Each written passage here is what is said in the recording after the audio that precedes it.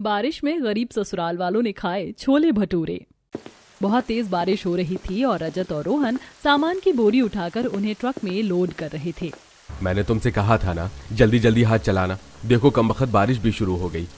अब मेरा सामान खराब हुआ तो मैं तुमसे ही भरपाई करवाऊंगा। नहीं साहब, ऐसा मत करना। हमने सारी बोरी रख दी है, बस 2 बोरियां और बची हैं, एक चक्कर में हो जाएंगी। हाँ मालिक, बस अभी करते हैं हम। अच्छा ठीक है, जल्दी करो। रजत और रोहन दोनों जल्दी से मिलकर बची दोनों बोरियां अपने कंधों पर उठाकर ट्रक में लोड करने के लिए लेकर जा रहे थे। लेकिन तभी कीचड़ में रोहन का पैर फिसल जाता है और वो गिर जाता है। मेरे भाई, क्या हुआ तुम्हें? रजत जल्दी से बोरी रख कर रोहन को देखता है। तुम ठीक तो हो ना? भैया, मुझे चोट लग गई। तभी वहाँ उनका मालिक आता है। हे भगवान, ये क्या हो गया? हाँ मालिक, मेरे भाई को चोट लग गई। अरे मेरी बोरी से सारी सब्जियां बाहर गिरकर खराब हो गईं। क्या तुमसे एक काम भी ढंग से नहीं होता? मैं इसी बात के पैसे देता हूँ क्या तुम्हें? माफ करना मालिक, लेकिन मेरा पैर फिसल गया था, इसलिए ऐसा हुआ। अब मैं तुम्हें तुम्हारे पैसे नहीं दूंगा। तुमने मेरा बहुत बड़ा नुकसान किया है। ऐसा मत कीजिए मालिक, हम सुबह से इतनी मेहनत से इतनी सारी बोरियां ढो रहे हैं, आप हमारे पैसे मत काटिए। क्यों ना काटूं? मुझे नुकसान हुआ है तो पैसे तो काटूंगा ही। 1 रुपया तक नहीं दूंगा आज तुम्हें। ऐसा मत कीजिए, घर पर बच्चे भूखे हैं, हमें उन्हें भी खाना खिलाना है। रोज की दिहाड़ी से ही हमारे घर का चूल्हा जलता है। रजत और रोहन के बार बार विनती करने के बाद भी महेंद्र नहीं मानता और आखिर में उन्हें केवल 100 रुपए ही देता है। पैसे लेकर बारिश में दोनों बड़ी मुश्किल से घर की तरफ जा रहे थे। गिरने की वजह से रोहन के पैर में चोट लगी थी और वह लंगड़ा कर चल रहा था। तुझे तो बहुत चोट लगी है, चल डॉक्टर के पास चलते हैं। अरे नहीं भैया, मामूली सी चोट है, इसमें भला डॉक्टर के पास जाने की क्या जरूरत? जरूरत क्यों नहीं है? देख कितना खून बह रहा है। नहीं भैया, डॉक्टर के बिना वजह पैसे ले लेगा। हमारे पास इतने पैसे नहीं है, हमें राशन भी लेना है। आप घर चलिए, मैं घर जाकर इस पर कुछ लगा लूंगा। लेकिन मेरे भाई। कोई बात नहीं भैया, मैं बिल्कुल ठीक हूँ। रोहन रजत की बात को बीच में काटते हुए कहता है और उसे डॉक्टर के पास ले जाने से मना कर देता है। वहीं दूसरी तरफ, हे भगवान, आज फिर से घर में पानी भर गया है। पहले ही छत कम टपक रही थी, जो ऊपर से पानी भी भर गया। हाँ बिल्कुल सही कहा, पूरे घर में पानी भर गया है। तो सही है ना दादी, हमारे घर में भी स्विमिंग पूल बन गया। हाँ, हम इसमें तैरेंगे। चुप करो, कुछ भी बोलते हो। इतना गंदा पानी घर में घुस रहा है और इन्हें मस्ती की पड़ी है। ये तो बच्चे हैं, इन्हें क्या ही पता। अब हमें पानी निकालना होगा। चलो बच्चों, तुम भी हमारी मदद करो। सभी बाल्टी की मदद से घर से बाहर पानी निकालने लगते हैं। बारिश में उन्हें बहुत परेशानी होती थी। वहीं दूसरी तरफ रजत और रोहन भी राशन लेकर घर वापस आ जाते हैं। रोहन को लगी चोट देखकर सभी घबरा जाते हैं। अरे बेटा, क्या हुआ? इतनी चोट कैसे लग गई तुझे? माँ, रोहन का पैर फिसल गया और वो गिर गया, इसलिए उसे इतनी चोट लग गई। तो भैया, आप डॉक्टर के पास क्यों नहीं गए? मैंने इसे बहुत बोला, लेकिन इसने मेरी बात नहीं मानी। क्यों? माँ, पहले ही हमारे मालिक ने आज हमारी पगार काट ली। ऊपर से जो पैसे हमें मिले वो भी मैं डॉक्टर को दे देता तो घर में राशन तो खत्म हो गया था ना, इसलिए मैं डॉक्टर के पास नहीं गया और हम थोड़ा राशन ले आए। हे भगवान, कितने मजबूर हैं हम। डॉक्टर के पास जाने के लिए भी पैसे नहीं है और ना ही पेट भर खाने के लिए। क्या होगा हमारा? कोई बात नहीं माँ, तुम चिंता मत करो। तब रजत जल्दी से रोहन को पलंग पर बैठाता है और पहले उसकी चोट साफ करता है और थोड़ा डेटॉल लगाने के बाद, डिटॉल से इसमें इन्फेक्शन नहीं बढ़ेगा। मैं हल्दी का पेस्ट लगा देती हूँ, उससे आराम होगा। रोहन की चोट का इलाज करने के बाद रिया सबके लिए खाना बनाती है और सबको परोसती है। क्या माँ, आज सिर्फ खाने में चावल ही है? माँ, हम सूखे चावल कैसे खाएं? हाँ बेटा, सूखे चावल तो गले से नीचे उतरते ही नहीं है। आज हम सिर्फ चावल ला पाए, कोई बात नहीं, हम कल थोड़ी सब्जी भी ले आएंगे। अजी, आप भी कितने नखरे कर रहे हैं। बच्चों का तो फिर भी समझ में आता है। अब जो मिला है वो खा लीजिए। आज पहले ही बच्चों को काम पर कितनी परेशानी हुई है। हाँ, मैं तो बस ऐसे ही कह रहा था, मुझे कोई परेशानी नहीं। सूखे चावल भी अच्छे होते हैं। चलो बच्चों, अब खाना शुरू करो। इस तरह उन्हें बड़ी परेशानी होती थी। दिन गुजर रहे थे और उसके साथ बारिश का मौसम भी अपना कहर बरसा रहा था। वहीं रजत और रोहन को भी काम करने में बड़ी परेशानी होती थी। एक दिन बच्चे घर के आंगन में खेल रहे थे, तब उनके पास मोनू आता है। और बताओ, तुमने आज क्या खाया? आज हमने दाल चावल खाए थे। मैं जब भी तुमसे पूछता हूँ तब तुम हमेशा दाल चावल का ही नाम लेती हो। क्या तुम्हारे घर पर सिर्फ यही बनता है? क्या तुम कभी कुछ और नहीं खाती? बनता है ना, हमारे घर भी अलग खाना बनता है। हमारे घर रोटी सब्जी भी बनती है। पिंकी की मासूमियत भरी इस बात को सुनकर मोनू फिर से हंसने लगता है। अरे यार, दुनिया में सिर्फ यही खाना नहीं होता, बहुत तरह के खाने होते हैं, जैसे पानी पूरी, नान और भी। अच्छा, तो तुमने आज क्या अलग खाया? मैंने तो आज छोले भटूरे खाए हैं। क्या कहा? छोले भटूरे? अरे भटूरे नहीं, भटूरे होते, भटूरे। भटूरे? हाँ भाई, हाँ भटूरे। ये क्या होते हैं? मैंने तो आज से पहले कभी इनका नाम भी नहीं सुना। क्या कहा तुमने? कभी भटूरे नहीं खाए? नहीं, मैंने कभी भटूरे नहीं खाए। कैसे होते हैं ये? अरे बहुत टेस्टी होते हैं, इन्हें खाकर तो मजा आ जाता है। इनके जितना टेस्टी खाना कुछ नहीं होता। तुम भी कभी खाकर देखना, मजा ही आ जाएगा। इतना कहकर मोनू वहाँ से चला जाता है और छोले भटूरों का नाम सुनकर पिंकी और चिंटू के मुंह में पानी आ जाता है। पिंकी, मुझे भी छोले भटूरे खाने हैं। हाँ, मुझे भी खाने। चलो हम भी मम्मी को जाकर बोलते हैं। दोनों बच्चे दौड़ते हुए घर के अंदर जाते हैं। अरे अरे, ऐसे कीचड़ के हाथ पैर लेकर दौड़े कहाँ रहे हो? जाओ पहले हाथ पैर धो लो, बारिश के मौसम में भी बड़ी दिक्कत है। दादी, हम हाथ पैर बाद में धोएंगे, पहले आप हमारी बात सुनिए, हमें बहुत जरूरी बात बतानी है। अच्छा, ऐसी क्या जरूरी बात है? बताओ बच्चों। बुआ, क्या आपने कभी छोले भटूरे खाए हैं?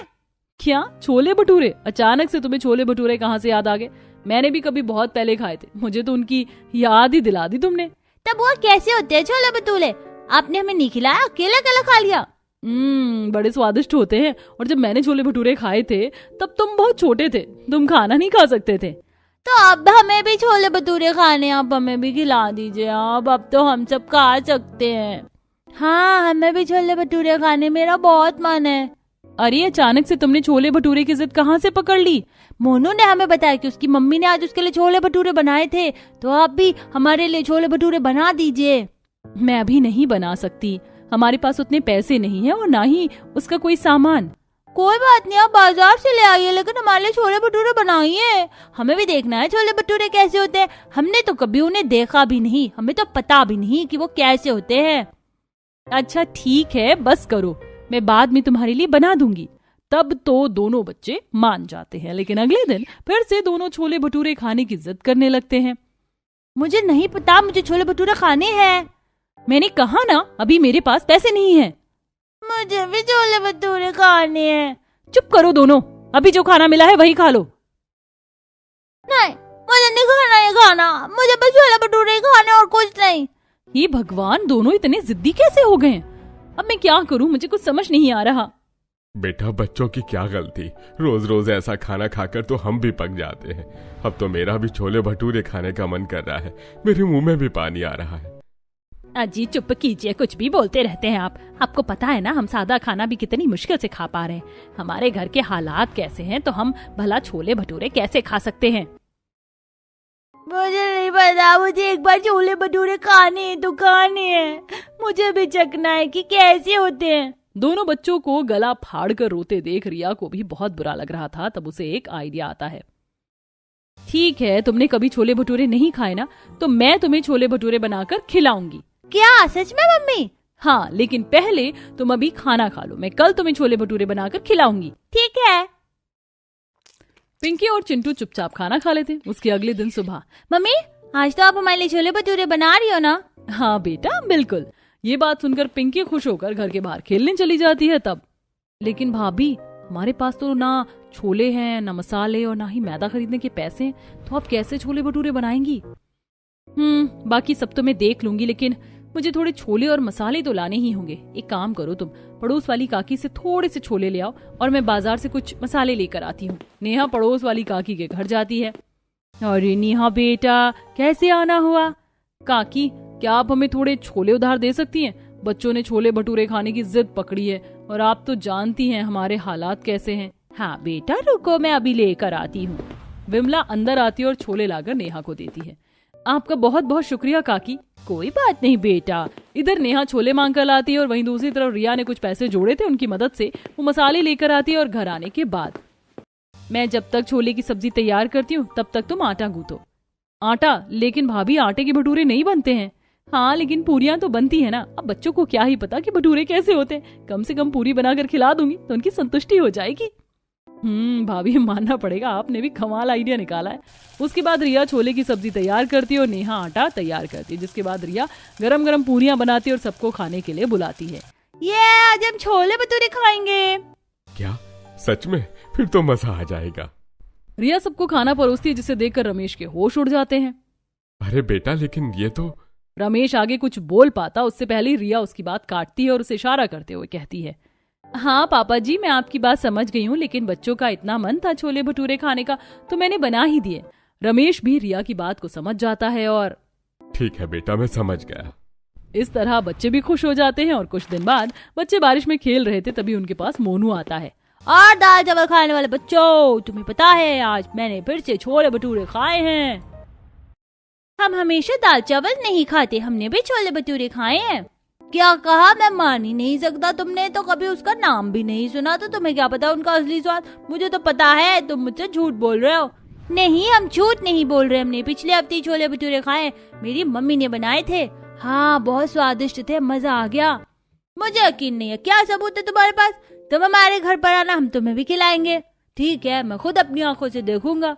कुछ दिन बाद पिंकी और चिंटू फिर से छोले भटूरे खाने की जिद करते हैं, क्योंकि उन्हें अपने आप को सही साबित जो करना था। बड़ी मुश्किलों के बाद आखिरकार रिया उनकी ये डिमांड पूरी करने के लिए तैयार हो जाती है। ठीक है, मैं आज बना देती हूँ, लेकिन तुम ऐसे बार बार जिद नहीं करोगे। ठीक है मम्मी।